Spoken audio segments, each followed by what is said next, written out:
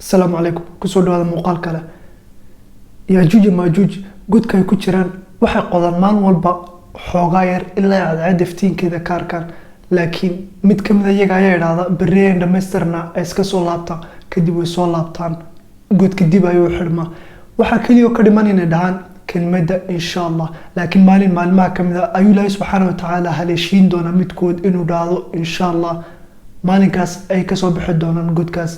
kadib ay binaadamka dunida ku nool markaas dhinac walba kaga iman doonaan xagga hore xagga dambe labada dhinac meel walba way kaga iman doonaan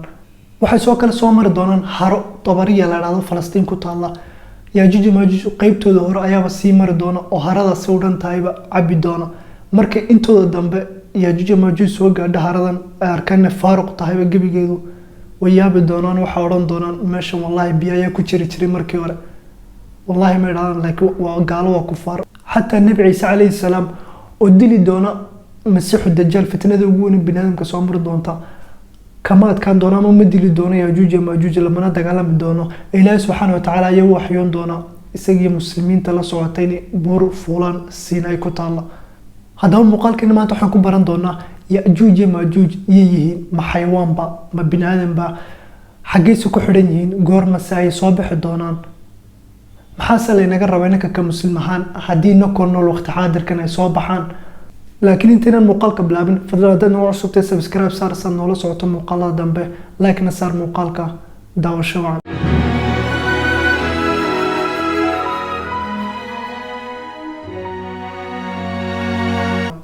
Yaajuuj iyo Maajuuj waa laba qabiilo oo waaweyn waxaana ka farcameen Yaafit bin Nuux nabi Nuux wiilkiisa lagu magacaabi jiray Yaafit ay ka farcameen markaas xayawaan maahan ee waa bini aadam waxaana soo bixi doonaan aakhir zamaanka waqtiga nabi ciise calayhi salaam uu soo doga kadib waxa jiray boqor la yiraahdo Dulqarnayn oo Ilaahay subhanahu wa ta'ala quraanka noogu sheegay oo ka taliyay dunida cadad ka soo baxay cadad ka dhacaba boqorkan ayaa la kulma qoom ka cabanay Yaajuuj iyo Maajuuj oo leh dadkan waa dad fasahaadiyay dunida annakana dhibaato badan noo geystay marka waxa rabnaa inaad annaka iyo iyagaba gidaarna kala dhex dhigto saa darteed Dulqarnayn uu ka aqbalay waxaanu ku dhahay igu caawiyo wax walba igu caawin kartaan si aan gidaar idin kala dhex dhigo saa darteed Yaajuuj iyo Maajuuj gabigoodiba gidaar ay ku soo xidhay oo maalinkaas ayaa iftiinka cadceedda ugu dambeysay Yaajuuj iyo Maajuuj ولا بشيء إلا أفسدوه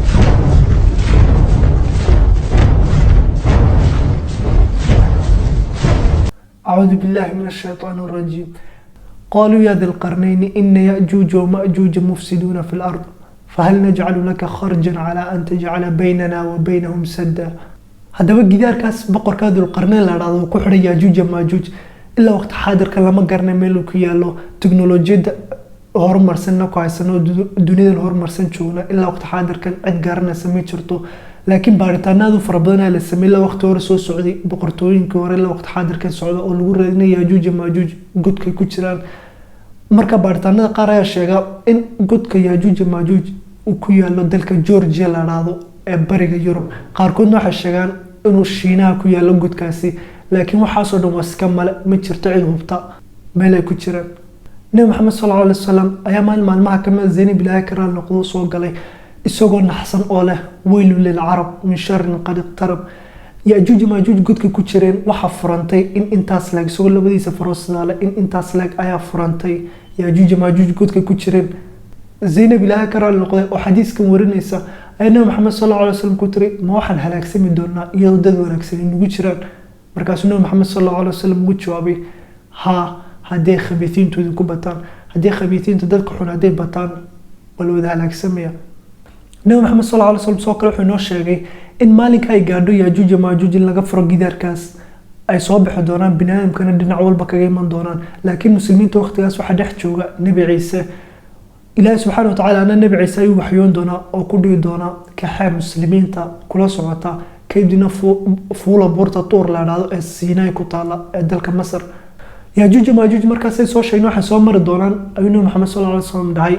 harada Tabariya la yiraahdo ee Falastiin ku taala kadib ay intuu u horeysa walaaci doonta haradii gabigeediba intuu dambaysa markay soo marto haradan ay oran doonaan bartan biyaha ku jiray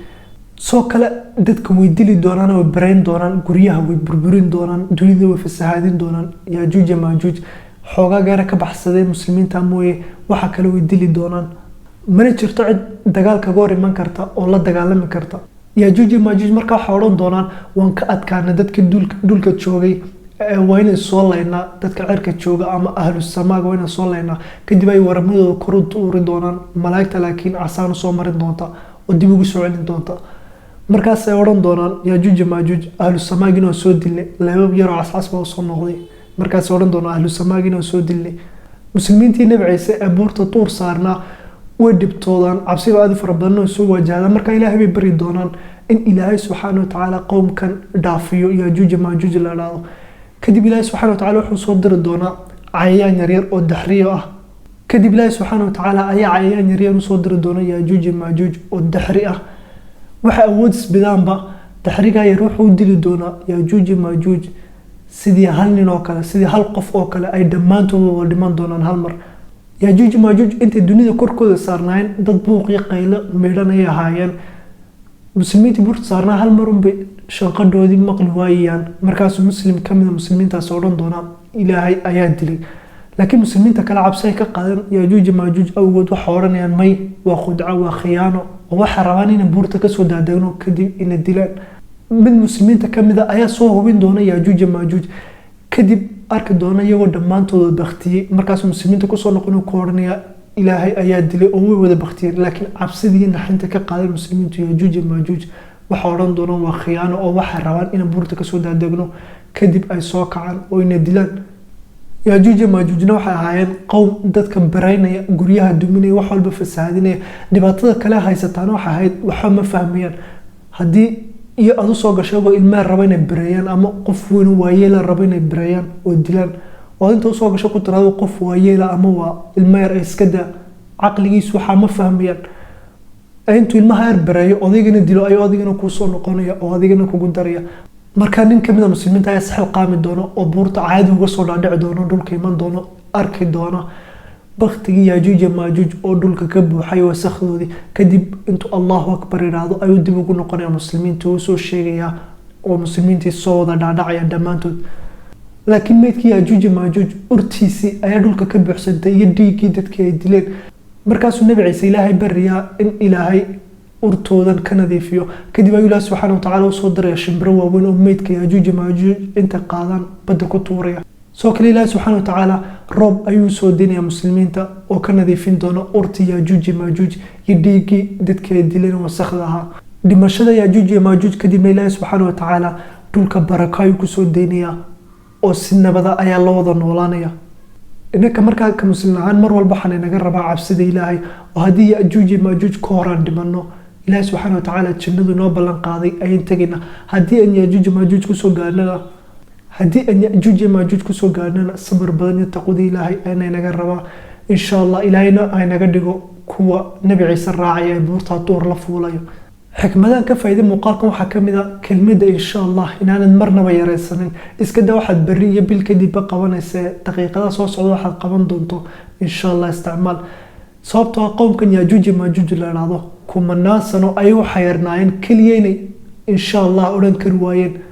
marka wax walba qabanayso isku dayna insha Allah mar walba xasuusnaato oo insha Allah tiraado marnaba ha yareysan. muuqaalkan maanta intaas nuugu yahay. fadlan haddaad nagu cusubtay subscribe sar lana sii wadaag asxaabtaada oo share dheh si uga faa'iidaan iyaguna. wassalaamu calaykum.